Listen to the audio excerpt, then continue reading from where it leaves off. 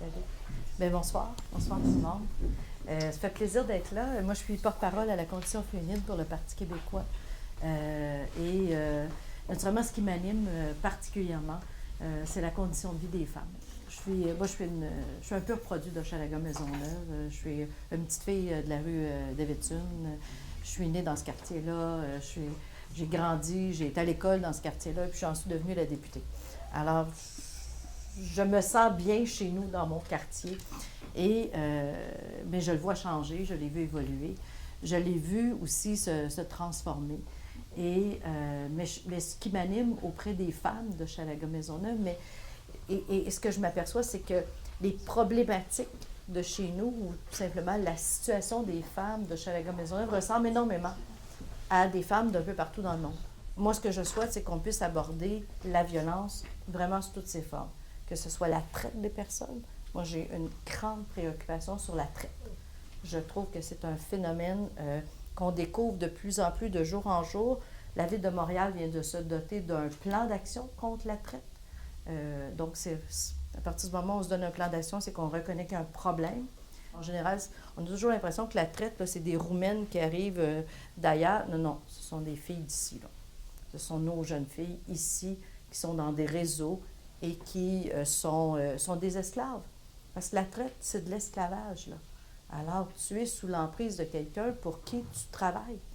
Alors, il faut traiter de ce problème-là de façon sérieuse. C'est un problème pointu, mais il faut y toucher parce qu'il touche beaucoup de jeunes filles. Beaucoup, beaucoup de jeunes filles, et particulièrement nos jeunes filles qui sortent des centres jeunesse, qui sont recrutées directement là. Je travaille depuis déjà 1 mois à constituer une marche dans Hochelaga Maisonneuve. J'étais en septembre à Terre-Neuve avec un groupe qui s'appelle Take Back the Night. Et ils ont une activité extraordinaire.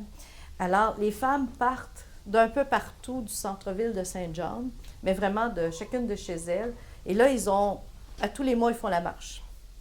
Et chacune part de chez elle et prennent la rue. De voisine en voisine, se relaient et se rencontrent dans un point central. Parce que l'insécurité, là, c'est quelque chose. Moi, je ne connaissais pas ça, l'insécurité. Moi, je vous dis, là, je suis une vraie petite fille d'Hochelaga, les ruelles, je connaissais ça. J'ai jamais eu peur de me promener nulle part. Et c'est un sentiment qui m'est arrivé depuis peut-être 1 an. Et beaucoup de femmes m'écrivent en me disant « Écoutez, j'ai peur de me promener sur la rue, même si c'est éclairé, je me sens pas bien. » Et il y a quelque chose, là, ça n'a pas de bon sens. Et j'ai posé la question à des gens autour de moi, des gars autour de moi, « Est-ce que tu te sens en sécurité sur la rue? » Puis ils m'ont regardé en me disant « De quoi tu parles? » On dirait que ce sentiment-là n'existe pas. Il n'est pas masculin. Il est seulement que féminin. Pourquoi il est féminin, je ne sais pas. Pourquoi je me sens en insécurité? C'est qu'il y a quelque chose. Il y a quelque chose dans l'environnement qui fait que je ne me sens pas bien. Alors, j'ai décidé qu'on va reprendre la rue.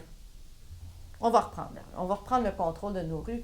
Alors, moi, dans Hochelaga Maisonneuve, là, dès le printemps, on va reprendre la rue. Et là, on va monter, on va s'organiser de descendre. Nous, on descend dans Hochelaga. On va descendre la côte. Et on va converger vers un point central et on va reprendre la rue.